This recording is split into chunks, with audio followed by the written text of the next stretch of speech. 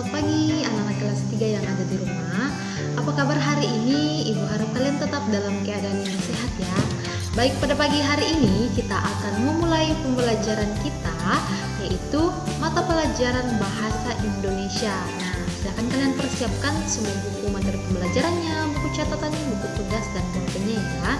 Nah, sebelum kita memulai pembelajaran kita hari ini, terlebih dahulu kita berdoa. Mari anak-anak di rumah mengambil sikap berdoa yang baik, lipat tangan, tutup mata, kita berdoa. Dalam nama Bapa dan Putra dan Roh Kudus, amin. Terima kasih Tuhan Yesus yang baik, kami naikkan kepadamu oleh karena kebaikan-Mu yang tetap Engkau nyatakan di dalam kehidupan kami. Terima kasih Tuhan Yesus yang baik untuk penyertaan-Mu. Kami masih diberi kesempatan untuk bisa mengikuti kegiatan pembelajaran pada saat ini. Berkati bimbing kami dari awal pembelajaran kami hingga selesainya. Ini doa kami ya Tuhan, di dalam nama Tuhan Yesus kami berdoa kepadamu. Amin. Dalam nama Bapa dan Putra dan Roh Kudus. Amin. Nah, anak-anak kelas 3 yang ada di rumah, dalam pembelajaran kita hari ini kita akan kembali membahas tentang dongeng. Nah, coba kalian buka buku materi pembelajarannya di halaman 136. Halaman 136. Nah, di kemarin kita sudah membahas tentang jenis-jenis dongeng ya. Salah satunya adalah fabel. Nah, fabel ini adalah dongeng yang berisi tentang dunia binatang, tentang hewan. Nah, di mana tokohnya adalah hewan atau binatang. Nah, dalam cerita dongeng ini berisikan amanat atau pesan yang ingin disampaikan kepada pembaca.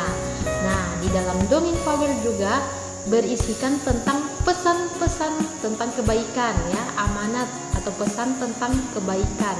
Nah, dalam dongeng fabel juga ini memiliki latar dan alur yang sama seperti dongeng lainnya. Nah, coba kalian perhatikan kembali ya, atau coba kalian ingat kembali cerita dari kisah kucing kecil. Nah, salah satu contoh dongeng fabel adalah kisah kucing kecil. Coba kalian ingat apa cerita dari kisah kucing kecil? Ya, cerita dari kisah kucing kecil itu menceritakan tentang kucing kecil yang selalu diremehkan ya. Kucing kecil selalu direndahkan oleh hewan yang lainnya. Tetapi meskipun ia adalah binatang yang kecil yang selalu direndahkan oleh hewan lainnya, tetapi dia adalah binatang atau hewan yang paling berharga bagi tuannya. Nah, dalam kisah kucing kecil ini, apa pesan yang bisa kita ambil? Ya, kemarin kalian sudah baca, pasti sudah tahu apa pesan yang disampaikan kepada pembaca. Nah, pesan yang bisa kita ambil atau kita pelajari dari kisah kucing kecil adalah jangan pernah meremehkan orang lain, jangan pernah menjatuhkan orang lain. Ya, itu ya yang menjadi pesan atau amanat bagi pembaca di dalam cerita dongeng kisah kucing kecil. Coba kalian simak kembali contoh fabel yang ada di dalam video berikut. Balas budi harimau. Pada zaman dahulu, di sebuah desa, hiduplah seorang kakek tua. Setiap hari, sang kakek pergi ke ladangnya untuk bercocok tanam. Suatu hari, ia berkeliling kebunnya di pinggir hutan.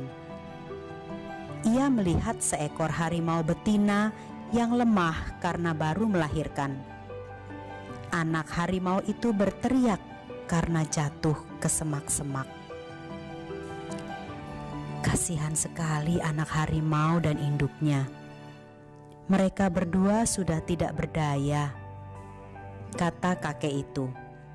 Namun, sang kakek merasa ketakutan. Ia takut dijadikan mangsa jika menolong harimau itu.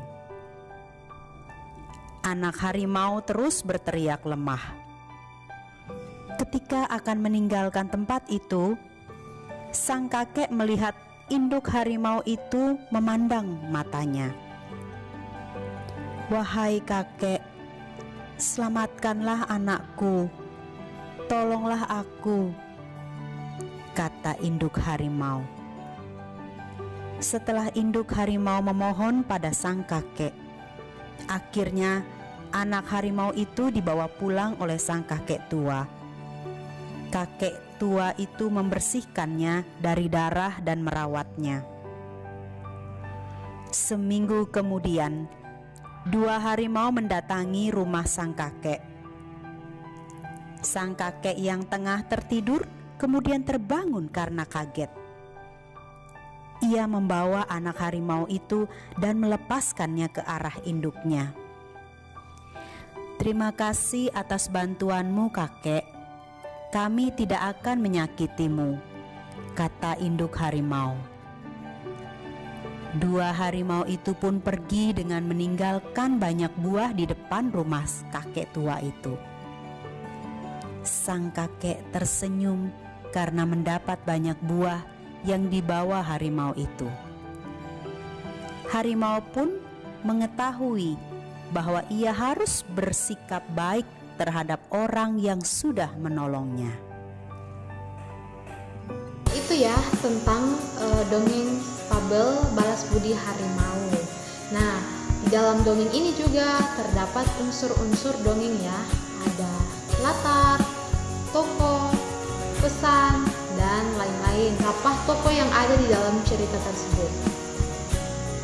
Ya, tokoh yang ada di dalam cerita ini adalah seorang kakek tua dan harimau. Nah, kemudian di mana latar tempatnya? Latar tempat dari dongeng tersebut. Ya, ada di ladang atau di kebun. Nah, kemudian di dalam dongeng ini menceritakan tentang apa? Nah, dalam dongeng ini menceritakan tentang kebaikan seorang kakek yang sudah menolong harimau dan anak harimau. Ya, dia memiliki rasa kasihan sehingga dia menolong harimau itu. Nah, di dalam dongeng ini pastinya terdapat pesan-pesan. Nah, itu ya yang menjadi tugas kamu di rumah nanti. Kamu menuliskan di buku tugasnya pesan apa yang bisa kita pelajari dari dongeng tersebut. Nanti tugasnya dikirim seperti tugas bintangnya. Jadi ingat ya anak-anak kelas 3, di dalam memahami sebuah dongeng fabel itu kita harus membaca secara keseluruhan ceritanya dulu. Nah, kemudian kita memahami bagaimana cerita di dalam dongeng tersebut. Oke, anak-anak kelas 3, itu ya yang menjadi pembelajaran kita hari ini. Tetap semangat dan tetap jaga kesehatan di rumah. Kita tutup pembelajaran kita hari ini dengan doa. Mari anak-anak di rumah mengambil sikap berdoa yang baik, lipat tangan, tutup mata, kita berdoa. Dalam nama Bapa dan Putra dan Roh Kudus, amin. Kami bersyukur ya Tuhan atas pemeliharaan-Mu bagi kami. Kami bersyukur Tuhan sudah menuntun kami, membimbing kami dari awal pembelajaran kami hingga selesainya. Kiranya ya Tuhan Engkau tetap memberikan kami hikmat agar kami bisa memahami setiap pembelajaran yang kami telah terima saat ini. Berkati kami ya Tuhan, berkati kami di dalam kehidupan kami dan di dalam kegiatan-kegiatan pembelajaran kami selanjutnya. Ini doa kami ya Tuhan, di dalam nama Tuhan Yesus kami berdoa kepadamu. Amin. Dalam nama Bapa dan Putra dan Roh Kudus. Amin.